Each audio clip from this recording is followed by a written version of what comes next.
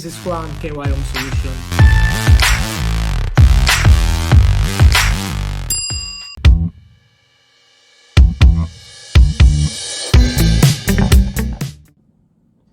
What's up everyone? Welcome back to my channel.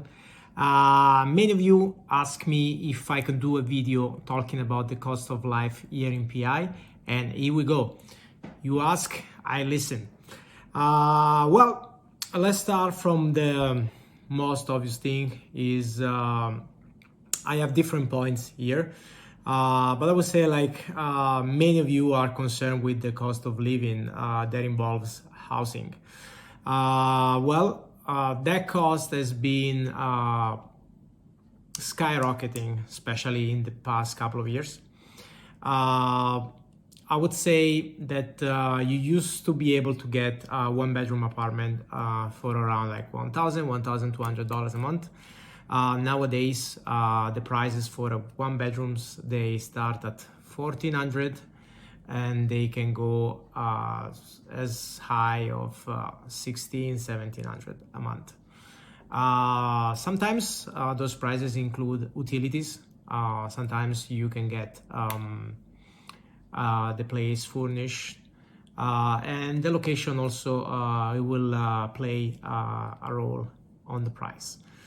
When it comes to two bedrooms, I would say that the average price of two-bedroom apartments in the Charlottetown area nowadays is probably starting at $1,600, and there are new constructions coming up now, and they price it at $1,900, $2,000 a month.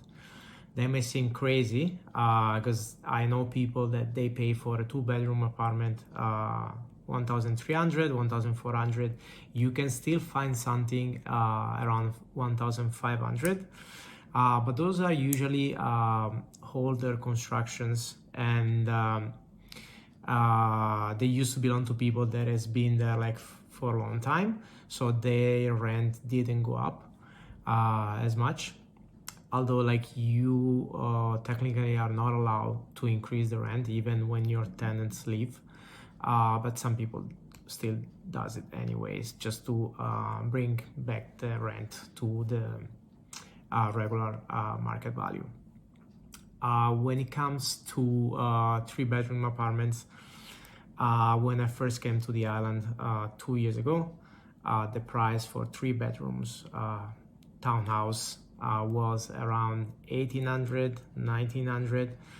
Today, you won't be able to find anything cheaper than $2,100, $2,200 a month. Again, you can still find something cheaper in older buildings, but usually the waiting line for those apartments are huge. And if you are new to PEI and new to Canada, it will be very hard for you to get your hands on one of those properties. Four bedrooms, I would say probably starting at $2,200 a month. There are not too many four bedrooms units here on the island. I would say 1, 2, and 3 are the most popular. I think that I will pay attention is utilities. You ideally want to be the place with utilities included, especially during the winter. If you have it included in your rent, it's gonna make a huge difference. And I would definitely run away from any property that is oil heated and the oil is on you, meaning you don't have heat included in your rent. Is if it's heated by oil, it's gonna be super expensive. Come in the winter, you will not like it. Price of oil skyrocket during the last year. We used to pay $1 a liter, and at certain point we were paying over $2 a liter. So you definitely don't want that. Another big cost will be definitely insurance. When it comes to home insurance, it shouldn't be too much. you probably will paying around $20 a month, 25, depending on your insurance. If you have a bundle with your car, that's pretty much how much you will be paying. Car insurance, however, anyone I know here on the island is probably paying between $100 to $150 a month, which is pretty good if you compare with other provinces. I used to pay $400 a month when I was living in Ontario, so that's definitely cheaper here on the island. We talked briefly about utilities. Let me go back to that. Electricity is big here on the island, so most of houses are either heated with oil or electricity. We talk about oil. Electricity, you can expect bills for a 2-bedroom apartment to be around $100 in the summer months and between $200 and $300 in the winter months. 3-bedroom, you're probably looking between $250 to $350 during the winter. 1-bedroom, you will probably be $80 to $100 in the summer and $150 to $200 during the winter. That's not too bad. Compared with other provinces, I think that's the price. That's fairly whatever like every other province is paying. Like I'm not 100% sure about this, but when I recall living in Ontario, I think that's about right. Another thing that you will need for sure is a car. We talk about car insurance. Let's see about car prices. If you are new to Canada and you have kids, you definitely want to have a car. You can buy a used car probably anywhere from $3,000 up. I would say like a good used car, you should budget anywhere like from $5,000 to $7,000. You don't want it to have more than 200,000 kilometers on it. Brands like Toyota and Honda are usually more reliable. And buying a used car from a dealership is better than buying it from a private person. Dealership will be more expensive, but at least they will check the car and they will make sure it's in good condition before they sell it to you, and they will provide you with a warranty as well. If you are a newcomer and you have a work visa, many dealerships will offer you lease options with a down payment, and the lease is usually linked to the duration of your visa. So if you want to drive a new car, you'll probably be able to do so if you put some money down, and well, that will let you drive and go around like stress-free, because at least you're driving a new vehicle and it will be safer in most of the cases. Next topic I want to talk about is daycare. So for those of you that come with young children, school is free from 5 years up to the high school. If you have kids that are under the age of 5, you will need daycare. Daycare is fairly cheap here on the island. I think nowadays on the island you would pay probably around $20 a day, which is fairly good compared to Ontario, where the rates are between $40 and $70 a day. And I know for sure the province has a program and they're trying to bring it down to $10 a day by the end of 2024. The only problem with the daycare or the childcare is if your kid is under the age of 2, it will be a real pain to find a spot available for them. So be careful with that. So if you have any kids below 2, start looking for a daycare, put them on the waiting list. They will definitely help you. Another thing to consider when it comes to kid is summer camp. That's another expense. School is done in at the end of June, and so for July and August you need to find an option if you need to work and cannot watch your kids. There are a bunch of different summer camp options. The cheapest one are usually offered by the province and by the city. The downside is that those programs usually run out of space fairly quickly, so you will have to sign up as soon as they open. So you go on the website and try to find out the date when they open in the list, and whenever they open, call right away. Don't wait. If that is not available, you have a bunch of different programs offered by private institutions. I would say the programs offered by the city and by the province will run about $150 a week per child, and the ones run privately will cost you around $200 a week per child.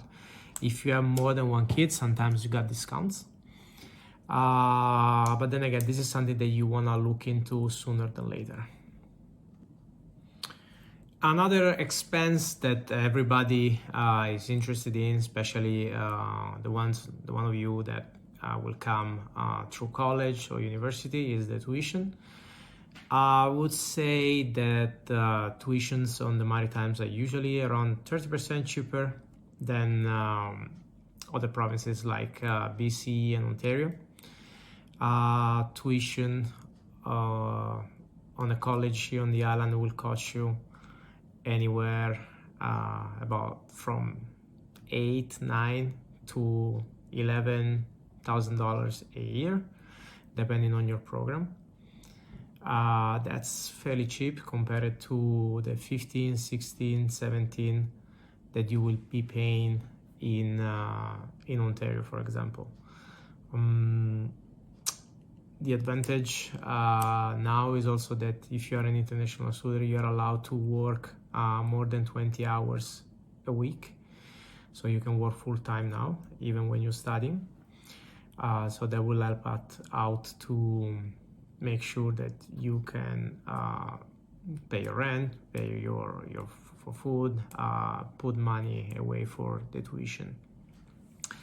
Another thing that I think we should talk about is some of you are interested in sports. So if you are enrolled in college or university, those places have their own gym. So in your tuition, you have your ID card that you can use to access the facilities.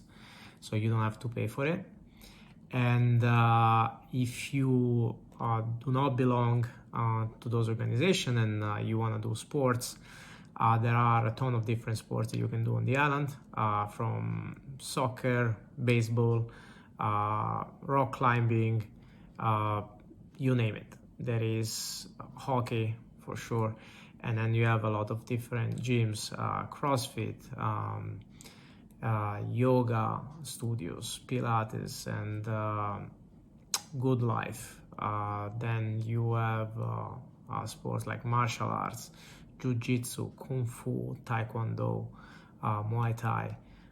There is like everything that you will look like in a big city. You have it in Charlottetown as well. I feel that the cost of doing sport is cheaper compared to Ontario. I personally do CrossFit, and in Ontario I used to pay $170 a month to be able to train 3 times a week. The same package here on the island costs $105. So that's way cheaper. It's almost 50%. And the communities usually are way better integrated. I feel, especially like at the gym where I go, CrossFit, 782 CrossFit. If you guys are interested, they have a great community. Coaches are great, and you really feel valued, and you feel like a valued member of the community again. One more thing is clothes. When you come to Canada, especially if you come from a warm country, your winter clothes probably won't cut it. You will have to buy at least a winter jacket.